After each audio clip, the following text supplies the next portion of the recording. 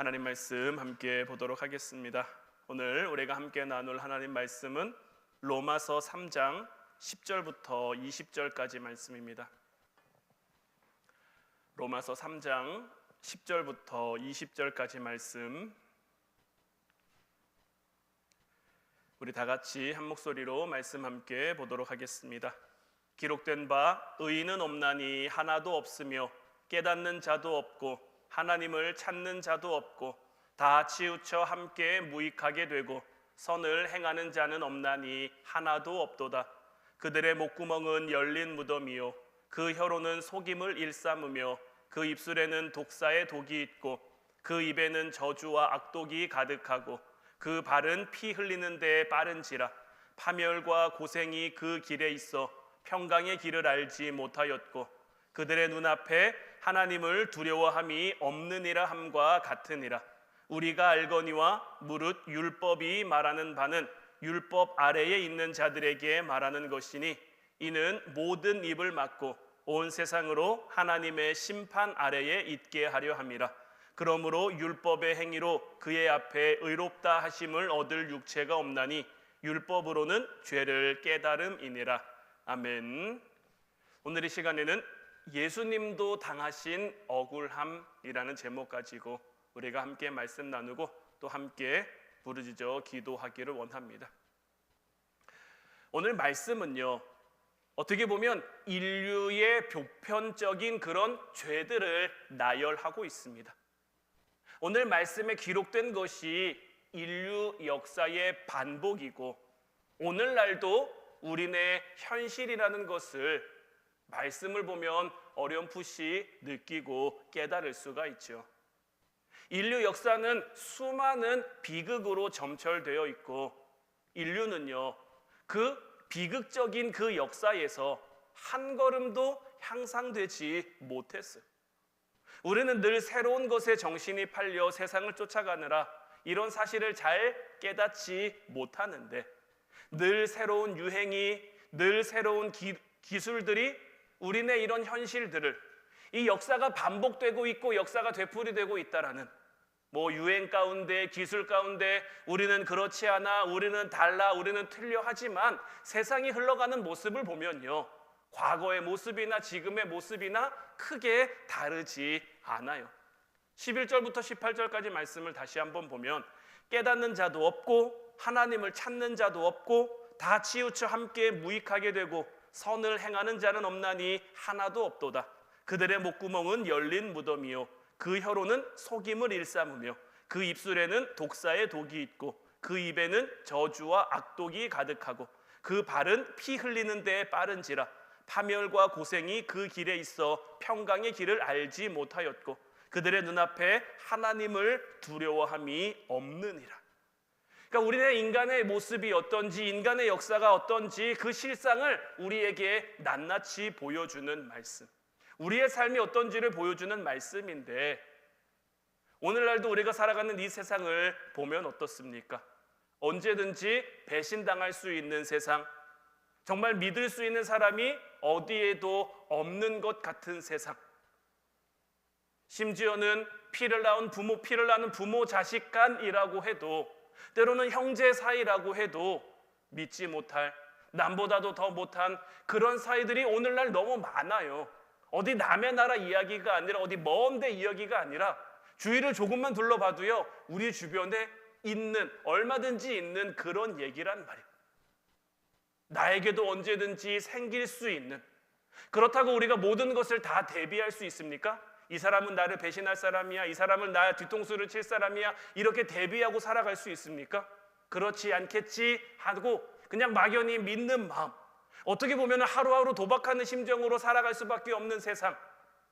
오늘날 사고가 일어나는 것도 보면요, 범죄가 일어나는 것도 보면요, 예전처럼 어떤 원인 관계가 있든지 원한 관계가 있든지 어떤 이유가 있든지 그런 것이 아니라 그냥 내가 지금 기분 나쁜데 지나가는 사람이 보여서, 내가 지금 기분이 나쁜데 앞에 있는 것을 향해서, 그러니 내가 언제 어떻게 사고를 당할지도 모르고요, 내가 언제 어떻게 그런 범죄에 연루될지도 모르고요, 불안하기 시작하면 한없이 불안할 수밖에 없는 염려하고자 하면 한없이 염려할 수밖에 없는 그런 세상을 우리가 살아가고 있고, 그러다 보니까 오늘은 괜찮겠지, 오늘은 나아지겠지 하는 어떤 의미에서는 하루하루를 정말 도박하는 심정으로 살아갈 수밖에 없는 세상이 오늘날의 세상이란 말이에요. 이런 세상을 한마디로 정의하면 뭡니까? 오늘 본문 10절 말씀인 거예요.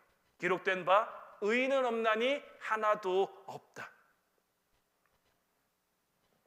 의인은 하나도 없는 세상, 이 말이 모든 것을 다 정리해 주는데, 그러니 우리가 하나님 앞에 기도하는 기도의 주된 제목이 무엇이겠습니까? 이런 세상 가운데 우리가 당한 현실을, 우리가 마주할 현실을 하나님이 해결해 주시고 하나님이 책임져 주시고, 그래서 우리의 삶이 형통할 수 있도록, 우리의 삶이 평안할 수 있도록 하나님이 지켜주시고 하나님이 함께 해달라는 것, 우리 가정 가운데, 나의 삶, 기업, 직장 가운데, 또 자녀들 가운데, 이런 것들을 향해 기도하는 것이 우리의 주된 기도의 제목일 거란 말이에요. 성경을 보면요, 가장 처음 나오는 책은 창세기죠. 창세기 첫 부분을 보면 어떻습니까? 사실 창세기의 첫 부분은요, 우리가 감동할 만한 이야기가 나오는 그 책의 부분이 아니에요. 창세기 1장부터 쭉 이렇게 보면요, 하나님이 빛을 만드시고 사람도 만드시고 이것저것 다 만드시고 마지막 날 인간을 만드셨는데 인간이 타락했죠. 결국 노아 홍수 사건으로 심판받았다는 것이 창세기의 첫 부분인데, 여기서 우리가 무슨 위로를 찾을 수 있겠으며 무슨 답을 찾을 수 있겠습니까? 어차피 이와 동일한 현실을 우리가 살아가고 있는 것 아닙니까? 하나님께서 노아 시대를 왜 심판하셨습니까? 하나님께서 왜 그들을 물로 벌하셨습니까? 그들이 살아가는 모습이나 오늘날 우리네가 살아가는 모습이나 크게 다르지 않단 말이에요. 그들이 홍수가 내리는 날까지 시집가고 장가가고 그냥 그들의 삶을 살았어요. 그들의 삶을 살았는데 왜 하나님이 그들을 심판합니까? 하나님 없는 삶을 그들이 살아가니까요. 하나님 아닌 것으로 만족하고 하나님 아닌 것, 하나님 없는 것에서 기쁨과 즐거움을 찾으려고 하니까 그런 세상을 하나님이 두고 볼 수가 없는 거죠. 자기의 유익, 자기의 만족을 위해서 다른 사람은 희생해도 괜찮고 다른 사람을 짓밟아도 괜찮고 그런 모습들이 그들 가운데 만연하니까 오늘 우리가 살아가는 삶의 모습들, 오늘 우리가 살아가는 이 세상은 그때 그들의 모습과 크게 다릅니까? 오늘도 마찬가지죠. 창세기 초반에 나와 있는 부분은요, 하나님이 그런 그들을 심판하셨다. 마찬가지의 원리를 오늘날 우리들의 삶으로 가져오면 어떻습니까? 이런 삶을 하나님이 심판할 거다. 하나님이 심판하실 이런 그 삶 가운데, 세상 가운데 우리가 무슨 희망을 찾을 수 있겠으며 무슨 소망을 찾을 수 있겠냐고요. 그리고 구약의 마지막 부분에 나오는 책들은 선지서들이죠. 이사야부터 말라기까지 여러 선지자들이 이야기가 나오는데, 각각의 선지자들은 북이스라엘 망하던 시기에 아니면 남유다가 망하던 시기에, 그들이 포로 생활하는 시기에 그들의 멸망을 예언하기도 하고 그들을 향해 회개를 촉구하기도 했단 말이에요. 또 한편으로는 회복도 선포하죠. 너희에게 지금 심판이 임했지만, 너희가 지금 고생당하고 너희가 지금 힘듦을 당하지만 그 가운데서도 하나님은 회복을 일으키실 것이다. 그러니 하나님 앞에 회개하고 돌아와라. 이렇게 외치는 것이 그들의 임무였고요. 여러 예언자들 가운데, 여러 선지자들 가운데 어떻게 보면 가장 독특한 임무와 역할을 맡았던 사람이 예레미야라고 할 수 있을 거예요. 예레미야는 그 시대 가운데, 남유다가 망해가는 그 시대 가운데 무엇이라고 말합니까? 너희는 망하게 돼 있다. 너희가 망하는 것이 하나님의 뜻이다. 이것은 정치적 군사적 패배, 정치적 군사적 멸망을 말하는 게 아니라 하나님의 심판 가운데, 그러니까 너희는 하나님의 이 심판을 달게 받으라 라고 외쳤단 말이에요. 이게 하나님께서 예레미야에게 주신 사명이었어요. 너는 결혼도 하지 말고 자녀도 낳지 말고 이렇게 외치라는 것이 하나님께서 예레미야에게 주신 사명이었는데, 예레미야가 이렇게 얘기하니까 그 시대 가운데 누가 예레미야를 좋아했을까요? 모든 백성이 예레미야를 미워하고 배척합니다. 심지어는 예레미야 7장 1절부터 7절까지 말씀을 보면 여호와께로부터 예레미야에게 말씀이 임하니라. 이르시되 너는 여호와의 집 문에 서서 이 말을 선포하여 이르기를, 여호와께 예배하러 이 문으로 들어가는 유다 사람들아, 여호와의 말씀을 들으라. 만군의 여호와 이스라엘의 하나님께서 이와 같이 말씀하시되 너희 길과 행위를 바르게 하라. 그리하면 내가 너희로 이곳에 살게 하리라. 너희는 이것이 여호와의 성전이라 여호와의 성전이라 여호와의 성전이라 하는 거짓말을 믿지 말라. 자, 성전으로 예배하러 들어가는 사람들을 향해서 지금 예레미야가 뭐라고 말합니까? 너희는 이게 여호와의 성전이라고 말하지 말라는 거예요. 그러면 이 말을 듣는 성전으로 예배하러 들어가는 사람들의 마음은 어떨까요? 아니, 이게 성전인데, 나는 지금 여호와를 예배하러 왔는데, 나는 지금 하나님 만나러 왔는데 이게 성전이라고 말하지 말라니 도대체 이 사람은 무엇을 말하고자 하는가? 뭘 말하고자 하는가? 너희가 만일 길과 행위를 바르게 하라. 그리하면 내가 너희로 이곳에 살게 하리라. 아니죠. 너희가 만일 길과 행위를 참으로 바르게 하여 이웃들 사이에 정의를 행하며 이방인과 고아와 과부를 압제하지 아니하며 무죄한 자의 피를 이곳에서 흘리지 아니하며 다른 신들 뒤를 따라 화를 자초하지 아니하면 내가 너희를 이곳에 살게 하리니 곧 너희 조상에게 영원 무궁토록 준 땅이니라. 자, 왜 이곳을 여호와의 성전이라고 말하지 말라고 합니까? 이곳이 여호와의 성전이라고 말하는 것이 왜 거짓말이라고 합니까? 우리가 성전을 간다라는 것은 성전에서 예배드린다라고 하는 것은 하나님을 만나는 거죠. 하나님과의 관계를 올바르게 하는 거란 말이에요. 그냥 단순히 우리가 성전을 지었어요, 이게 성전입니다 하는 것이 성전 되는 것 아니고, 그곳에서 제사 드리는 걸로 그냥 내가 모든 것을 다 하는 것처럼 하나님 앞에 온전히 살아가는 것처럼 대충 때우지 말고 지금 정의와 공의를 행하라는 거예요. 정의를 행하며 다른 신을 따라 화를 자초하지 않으면, 하나님과의 관계가 그렇게 바르게 회복되면 당연히 너희들의 삶을 통해 정의와 공의의 열매가 맺혀질 거다라는 거죠. 그런데 지금 너희들의 삶은 그것이 맺혀지고 있지 않으니 너희는 지금 이 성전에서 하나님을 만나고 있지 않은 거고, 너희들의 예배 가운데 하나님이 임재하지 않는 거고, 그러면 이곳은 성전이 아니니 너희는 이곳이 성전이라고 하는 거짓말을 하지 말라고 지금 예레미야가 이야기하고 있단 말이에요. 그러니까 예레미야가 이런 말들을 일삼으니 백성들이 예레미야를 좋아할 리가 없는 거죠. 마치 오늘날 이 시대 가운데 크리스천이라는 이름은 가지고 있는데, 그리스도인이라는 이름은 가지고 있는데 기복적인 것만 쫓아 믿음 생활하며 신앙 생활하는, 하나님은 우리에게 분명 복을 주시는 분이시지만 그 복이요, 우리가 생각하는 복이 아닐 수도 있단 말이에요. 하나님이 우리를 잘 살게 해주셔야만 복이고, 내가 하는 일이 잘 되게 하셔야만 복이고, 내가 가는 길이 꽃길처럼 승승장구하는 길이어야만 하나님이 나를 축복하시는 게 아니란 말이에요. 근데 마치 그런 길이 아니면 하나님이 나를 축복하지 않는 것처럼 그렇게 여기는 것은 하나님의 뜻이 아니라는 거예요. 요한복음 15장 5절 말씀을 보면 나는 포도나무요 너희는 가지라. 그가 내 안에 내가 그 안에 거하면 사람이 열매를 많이 맺나니 나를 떠나서는 너희가 아무것도 할 수 없음이라. 자, 나는 포도나무고, 그러니까 예수님은 포도나무고 우리는 가지예요. 그러면 가지는 어디에 붙어 있어야 됩니까? 포도나무에 붙어 있어야 되죠. 자, 가지가 포도나무에 붙어 있다고 해서 가지가 포도나무에 구속됐다, 가지는 포도나무에게 속박됐다, 이렇게 이야기할 수 있습니까? 아니죠. 왜냐하면 가지는 포도나무에 붙어 있어야만, 지금 열매를 맺었으면, 포도 열매가 맺혔으면 그 포도 열매는 왜 맺힌 겁니까? 포도나무에 붙어 있으니까 맺혀진 열매들이란 말이에요. 그런데 내가 포도나무에 붙어 있는 가지인데 내 삶을 통해 포도 열매가 맺히는 게 아니에요. 다른 열매가 맺혀요. 그럼 나는 포도나무에 붙어 있다고 할 수 없는 거죠.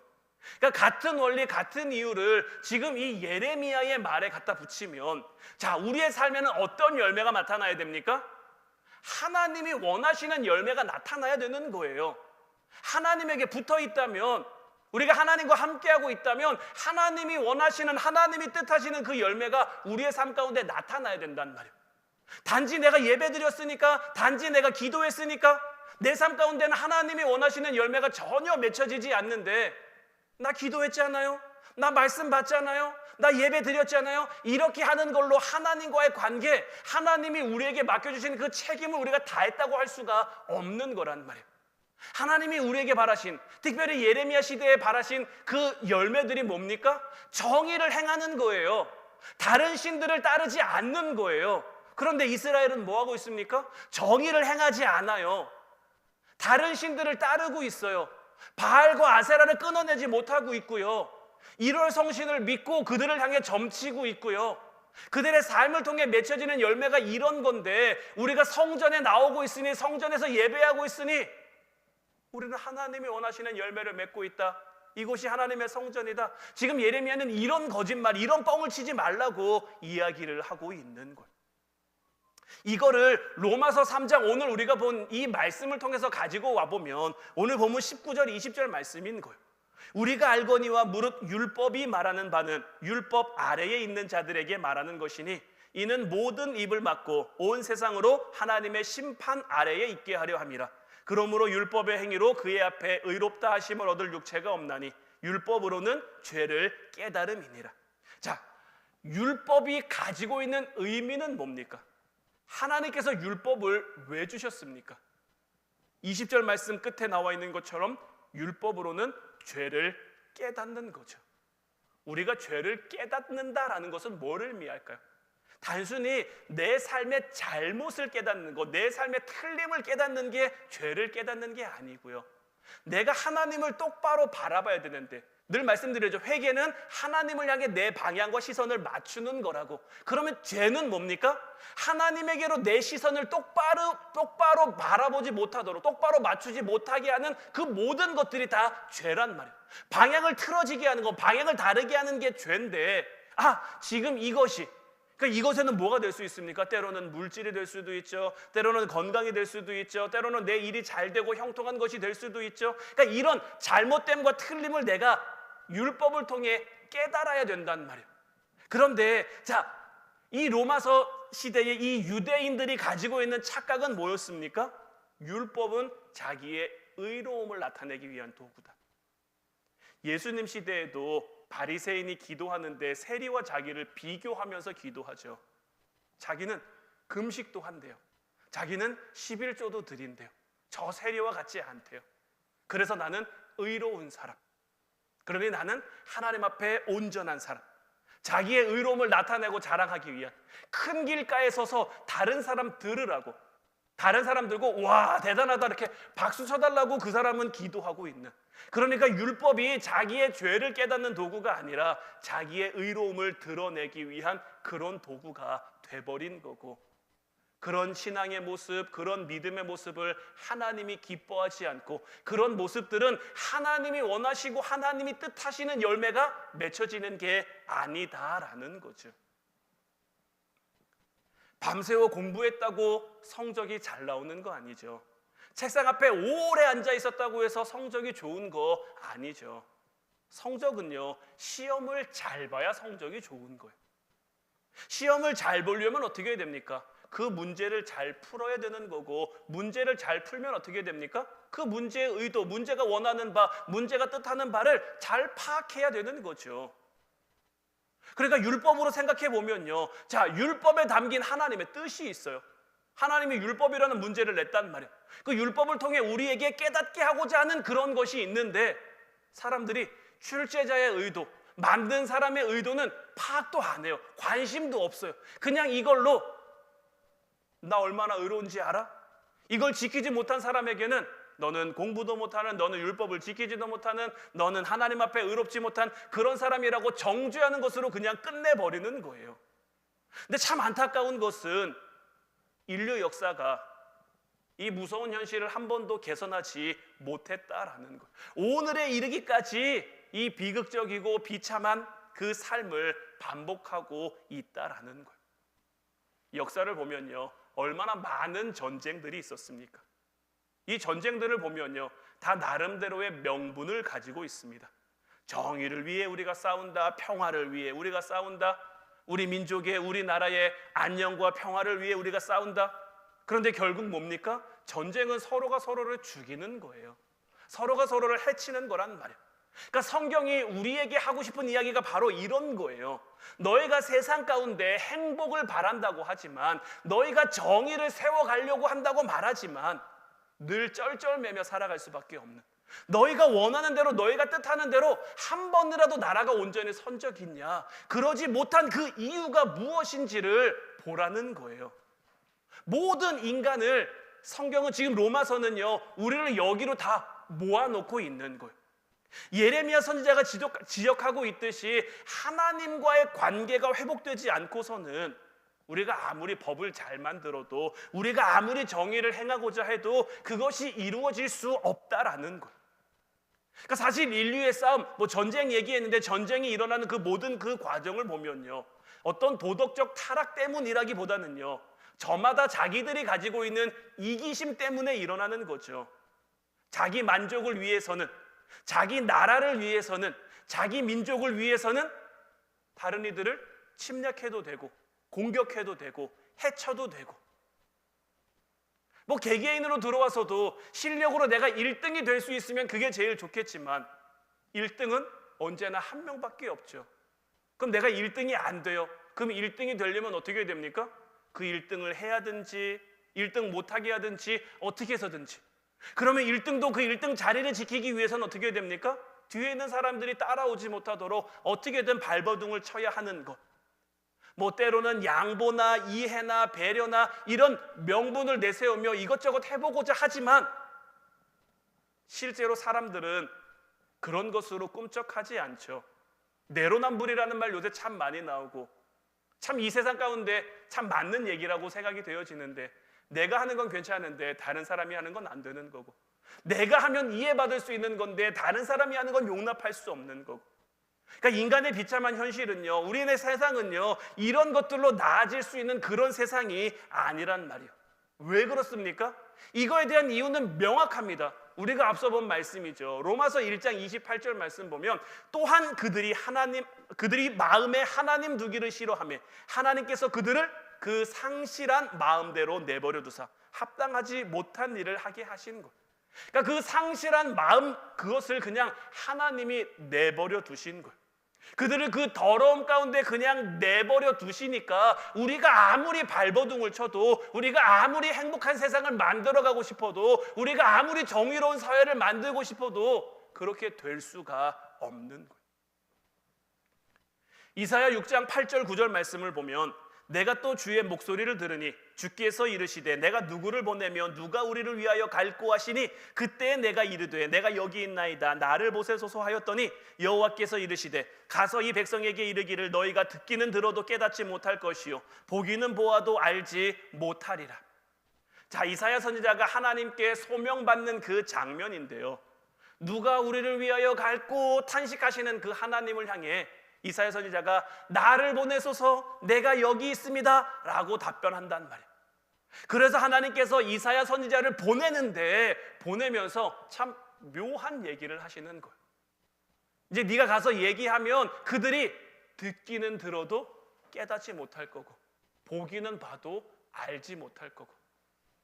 그러면 이런 물음표가 생길 수 있지 않을까요? 그럼 왜 가야 됩니까? 왜 전해야 됩니까? 들어도 모를 건데, 봐도 못 볼 건데, 알지 못할 건데 왜 가야 됩니까? 왜 전해야 됩니까? 그러나 하나님은 보내시는 거예요. 여기에 순종하고 가는 게 하나님이 뜻하시고 하나님이 원하신, 이사야에게 주신 소명인 거예요.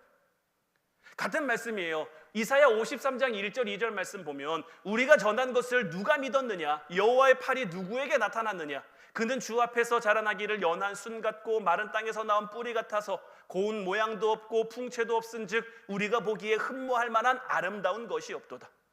메시아에 대한 예언의 말씀인데, 자, 예수님을 향해 예언된 말씀에도 마찬가지인 거예요. 우리가 전한 것을 누가 믿었느냐? 전한 것을 믿지 않는데 왜 전해야 됩니까? 할 수도 있지만 하나님은 예수님을 보낸 거예요. 그런데 세상이 어떻습니까? 요한복음 1장을 보면 말씀이 육신에서 이 세상 가운데 거했는데, 이 세상 가운데 나타났는데, 이 세상이 예수님을 인정합니까? 이 세상이 예수님을 알아봅니까? 못 알아봐요. 인정하지 않아요. 왜요? 우리가 보기에 흠모할 만한 아름다운 것이 없거든요. 예수님이 이 땅 가운데 정말 하나님의 아들처럼 오셨으면 어땠을까요? 마지막 때에 오실 것처럼 구름 타고 천사들 동원해서 짠하고, 아니면 번개가 위에서부터 쫙 치는데 그 가운데 예수님이 딱 나타나셨다면 예수님을 인정하지 않을 사람들이 있을까요? 그러나 하나님이 뜻하신 건 그런 게 아니에요. 하나님이 원하신 건 그런 게 아니에요. 예수님을 우리와 똑같은 육신의 모습으로, 우리가 보기에는 흠모할 만한 아름다운 것이 없는 그런 모습으로 보내셨지만, 그런 모습으로 예수님 오셔서 복음을 전하셨어요. 사람들이 예수님을 알아주든 알아주지 않든, 그런데 우리가 여기서 절대 놓치지 말아야 될 건 뭐냐면요, 우리가 이해하고 우리가 기대하는 것보다 더 높은 수준의 하나님의 뜻, 더 높은 차원의 하나님의 계획이 있다라는 것, 포기하지 않는 하나님의 의지가 들어도 듣지 못할, 봐도 보지 못할, 알지 못할 그들을 향해 보내시는 하나님의 의지가 담겨 있는 거고요. 보기에 흠모할 만한 아름다운 것이 없어서 전한 것을 믿지 않더라도 그럼에도 불구하고 보내시는 하나님의 의지가 여기 담겨 있는 거예요. 우리의 삶도 마찬가지인 거예요. 하나님이 우리에게 맡겨주신 삶의 자리에 보내셨어요. 여러분들의 가정 가운데 보내셨어요. 여러분들이 살아가고 있는 그 삶의 터전 가운데 보내셨단 말이에요. 우리도 우리의 삶을 통해 하나님의 능력이 빡 하고 잘 나타나면 얼마나 좋을까요? 기도한 대로 다 이루어지면 얼마나 좋을까요? 우리가 기도한 대로 나타나요. 기도한 대로 이루어져요. 누구도 부인할 수 없는 그런 하나님 응답의 역사가 우리의 삶을 통해 나타나면 얼마나 좋을까요? 그런데 어떻습니까? 때로는 우리 하나님이 정말 일하시는지 일하시지 않는지 더딘 것처럼 여겨질 때도 있고, 때로는 우리가 하나님 앞에 아무리 부르짖어 기도해도 침묵하시는 것 같을 때도 있고, 그러나 여기에도 우리가 지금 당장은 이해할 수 없는, 지금 우리가 당장은 깨달을 수 없는 그 높은 차원의 하나님의 뜻과 계획이 담겨 있는 거란 말이에요. 우리가 이걸 믿는다면, 나의 삶, 나에게 주어진 삶 가운데, 내게 맡겨진 가정과 이 교회와 그 삶의 모든 것들 가운데 하나님의 그 우리가 지금 당장은 깨닫지 못하지만, 이해하지 못하지만 높은 수준의 그 뜻이 있다는 것을 내가 믿는다면 어떻게 해야 될까요? 믿는다면 그 길을 걸어야죠. 그 길을 내가 깨닫는다면 그 길을 걸어야죠. 잠잠히, 담대하게. 내가 보여주는 게 아니에요. 우리가 잠잠히 담대하게 그 길을 걸어가면요, 하나님이 우리를 통해 믿음의 역사가 일어나게 하실 거예요. 믿음의 기적들이 보여지게 하실 거예요. 오늘 말씀의 제목이 예수님도 당하신 억울함인데, 사실 예수님도 얼마나 억울하셨을까요? 예수님도 얼마나 답답하셨을까요? 진짜를 얘기하고 있는데, 진리를 얘기하고 있는데 사람들이 알아주지 않아요. 예레미야 선지자도 얼마나 그 마음에 원통함이 있었을까요? 하나님이 주신 말씀을 그들 가운데 선포하는데 아무도 자기 말을 들어주지 않아요. 오히려 자기를 핍박해요. 오죽하면 나를 핍박하는 그들을 하나님 가만두지 말아달라고 예레미야가 기도했을까? 그만큼 안타깝고 그만큼 답답한 거죠. 우리가 살아가는 우리네 현실도 그럴 수 있어요. 내가 예수님을 믿는다는 이유로 복음의 삶을 살아가는데, 진리의 삶을 살아가는데, 진짜의 삶을 살아가는데 세상이 알아주지 않아요. 세상이 인정해주지 않아요. 때로는 우리한테 어리석고 미련하다고 해요. 그러나 그럼에도 불구하고 우리를 향하신 하나님의 뜻이 있다는 것을, 우리를 향한 하나님의 놀라운 그 의지와 계획이 있다는 것을 우리가 믿는다면, 그 하나님과 우리가 마주하고 있다면 우리의 삶은 어때야 될까요? 달라야죠. 틀려야죠. 다름의 모습이 나타나야 되고요, 틀림의 모습이 나타나야 되고요. 이거를 구별이란 말로 우리가 정의할 수 있는 거죠. 예수님이 묵묵히 그 길을 걸어가셨던 것처럼, 예레미야가 묵묵히 그 길을 걸어갔던 것처럼, 이사야 선지자가 묵묵히 그 길을 걸어갔던 것처럼 우리도 그 길을 걸어가야 하는 것. 그 길을 걷는 동안은 답답할 수 있지만, 그 길을 걷는 동안은 아플 수 있지만, 하나님이 예수님을 높이신 것처럼, 모든 이름 위에 뛰어난 이름을 그에게 주셨던 것처럼, 하나님이 우리의 삶을 영화롭게 하실 것을, 하나님이 우리의 삶을 존귀하게 하실 것을 우리가 믿으며 걸어가야 되는 거예요. 하나님이 우리에게 원하시는 것, 하나님이 우리에게 뜻하시는 것이 이런 거예요. 이 세상의 모습은 이 세상의 흐름은 바뀌지 않아요. 틀려지지 않아요. 뭐 순간의 모습들은 좀 달라지고 순간의 모습은 틀려질지 몰라도요, 이 세상이라는 그릇이 담고 있는 그 근본은 변하지 않아요. 정의를 행한다고 하지만 정의가 없어요. 행복을 추구한다고 하지만 행복이 없어요.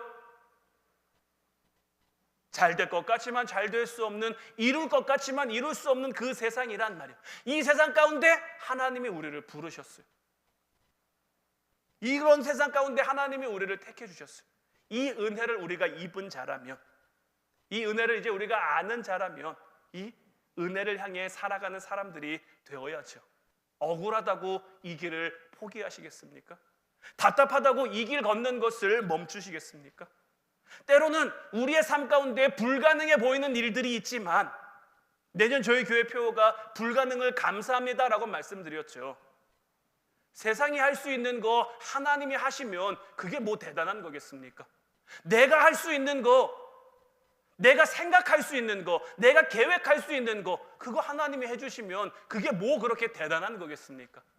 내가 생각하지도 못했던, 내가 미처 상상하지도 못했던, 이 세상이 줄 수도 없던 그런 것을 하나님이 우리를 향해 계획해 놓으셨다면, 지금 당장의 불가능이, 지금 당장의 어려움이, 지금 당장의 답답함이 오히려 우리의 감사와 위로와 희망과 소망과 용기가 될 수 있어야 되지 않겠습니까? 이제 하나님께서 하실 것을 믿으며, 우리 예수님도 답답하셨지만 그 답답하신 가운데 하나님이 허락하신 그 길을 묵묵히 걸어갔잖아요. 이제 우리도 그 십자가의 길 반열의 선자가 되어 우리에게 허락하신 그 길을 믿으며 불가능을 감사하며 하나님께 소망을 두며 살아가는 저 여러분들 모두가 될 수 있기를 주님의 이름으로 축원해 드립니다. 이제 우리 같이 찬양하고 기도하기를 원하는데, 예수를 나의 구주 삼고, 이 찬양 함께 고백했으면 좋겠어요. 예수를 나의 구주 삼고 성령과 피로 거듭나니 이 세상에서 내 영혼이 때로는 답답함을 당하고, 때로는 사방으로 우겨쌈을 당하고, 때로는 원수의 목전에 있는 것 같은 그런 상황을 만나도 하나님 나와 함께 하시며 하나님 나의 목자 되시니 하늘의 영광을 누리는, 그래서 날마다 이게 나의 간증입니다, 내 삶이 이렇습니다, 하나님을 찬양하며 우리가 살아가는 동안 끊임없이 하나님께 영광 돌리며 하나님을 찬양하며 맡겨질 삶을 믿음으로 순종으로 살아갈 수 있게 하옵소서. 우리 같이 찬양하고 기도하도록 하겠습니다.